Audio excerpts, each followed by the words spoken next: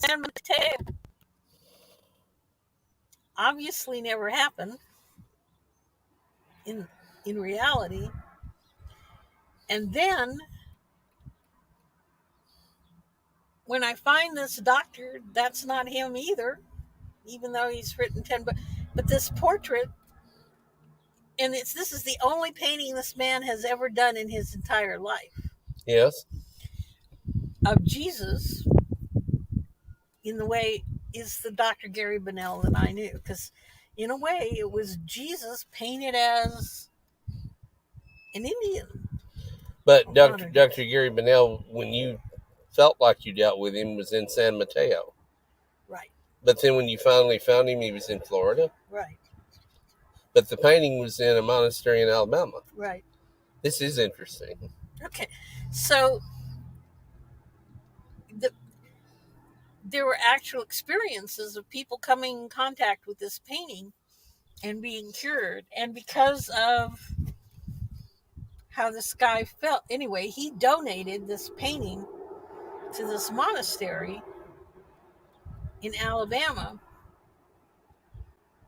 And people had all kinds of experiences with this painting, in this monastery. So there are miracles associated with that painting. Wow. So, like I said, so with Larry and I, and when we're talking, like, this is, if anything, I feel like I'm coming across as more crazy. I'm trying to tell him about my period of insanity and how I got sane, and not, like, nothing was. I wound up not talking to anybody for a while. I wouldn't talk to because Dr. Gary Bonnell wanted to talk to me, and I was like, I'm not doing this. Well, I've got a question. What town in Alabama was the monastery in, and is that painting still down there?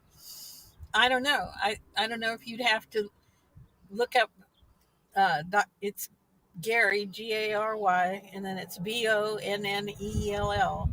I don't know if it's because I'm telling you, I never followed any of this through, and there were so many bizarre things happening between Larry and I anyway.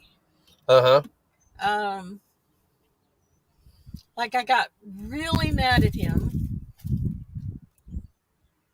because part of this was us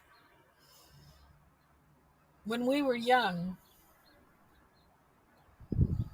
We never talked to each other that much, and I had this illusion that we were so profoundly in touch that we knew what each other wanted and stuff beyond words. I never felt it necessary to talk to or explain to Larry, or else. In other words, you had an almost intuitive or telepathic communication? That's how I felt about it. But the thing about it is, looking back on it, is only Larry and I only learned to be intimate in the last years of his life. And that was when you were with him in Guam? I wasn't with him in Guam. I never went back. I never would go to Guam. Okay.